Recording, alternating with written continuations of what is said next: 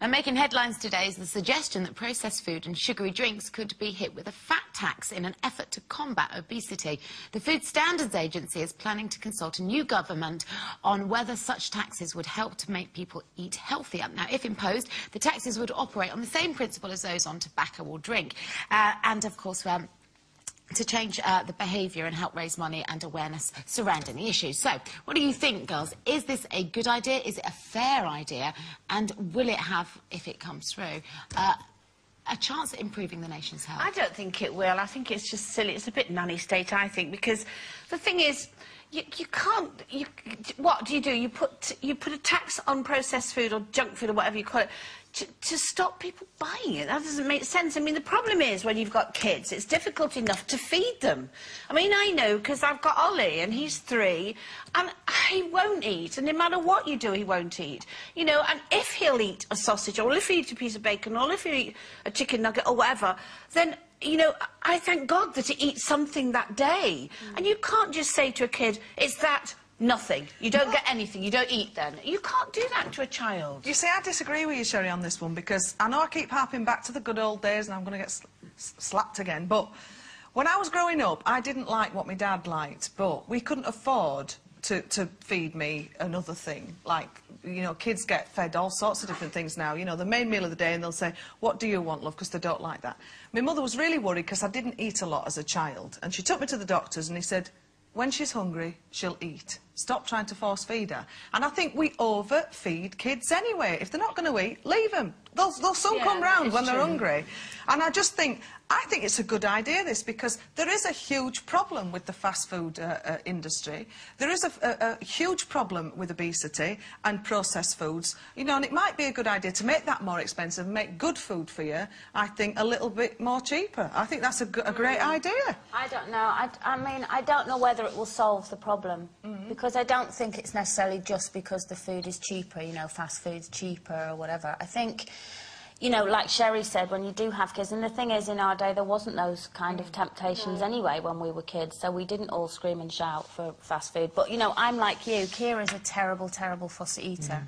And like you, I'm just happy, you know, if she gets chicken nugget down, I think, oh, thank God she's eaten. And I admit, I'm quite soft. You know, I do believe that thing of, well, if you don't want it, then you're not hungry, then, you know, you're not having anything else. But that's hard to see a kid. Of course it is. And the thing is also, she's tried things and physically retched on things. I can't sit there and go, no, you will retch. You will keep that down because it's really good for you, because I can't bear it. But also, you know, because your boys have come of age now and they'll eat anything. They'll eat anything, they were the same, they weren't were they? such fussy eaters when they were younger. They got to about the age of 12 and all of a sudden they discovered more than beans and mash. I think, you know, but, you know, what I'm trying to do at the moment with the stage that Ben's at is just extend his palate and give him a taste of everything. So I've conned him into thinking that pomegranates are sweets.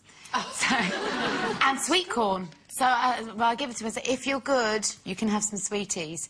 And then and then he literally gorges on them. It's brilliant. They're a superfood. And they're steady on now because, you know, it's a treat. And he's fallen for it. I learned it from my brother. My brother used to tell his daughter that carrots were chocolate. But it works. I keep trying to tell me that. The thing is, I think what the money should be spent on better is on education and educating people about food, and that goes for adults as well. And the thing is, you know, the problem is kids go to other kids' houses and see what they're eating, and they want that. They go to school, and, you know, all the school food, if that's good, that's how they learn. They learn from being young, don't they? And if the money is spent there right from the beginning and educate them about food, and, you know...